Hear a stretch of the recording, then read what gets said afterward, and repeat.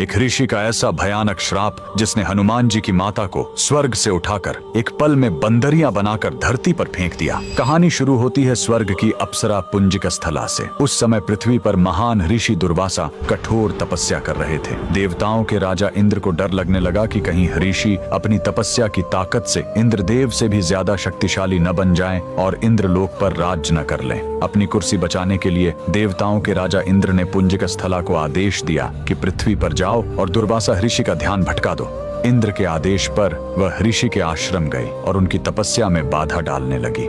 ऋषि दुर्वासा ने गुस्से में आंखें खोली और उसे श्राप दे दिया। तूने एक चंचल वानर की तरह हरकत की है, जा पृथ्वी पर तेरा चेहरा भी वानर जैसा हो जाएगा। अप्सरा ने रोते हुए ऋषि के पैर पकड़ लिए। तब ऋषि ने दया दिखाई और मुक्ति का उपाय बताया। जिस दिन तुम भगवान शिव के 11वें रुद्र अवतार को जन्म दोगी, तुम वापस अप्सरा बन जाओगी। इसी श्राप के कारण उस अप्सरा ने पृथ्वी पर वानर राज कुंजर के घर बेटी के रूप में जन्म लिया, जिनका नाम अंजना पड़ा। बरी होने पर उनका विवाह महान वानर योद्धा केसरी से हुआ, लेकिन श्राप से मुक्ति पाने के लिए उन्हें एक पुत्र की आवश्यकता थी। इसलिए माता अंजना ने हम्पी के इसी अंजनाद्रि पर्वत पर भगवान शिव की घोर तपस्या की। सालों की तपस्या से शिव जी प्रसन्न हुए और वायुदेव के माध्यम से अंजना के गर्भ में दिव्य शक्ति स्थापित की। और तब इसी पहाड़ी पर जन्म हुआ बजरंग बली का। हनुमान जी के जन्म लेते ही माता अंजना का श्राप टूट गया। आज कर्नाटक के हम्पी में स्थित यह अंजनाद्रि पर्वत इस पूरी घटना के गवाह है। 575 सीढ़ियां चढ़कर आज भी भक्त उस पवित्र जन्म स्थान के दर्शन करने आते हैं। पवन पुत्र हनुमान के लिए कमेंट्स में जय बजरंग बली जरूर लिखें।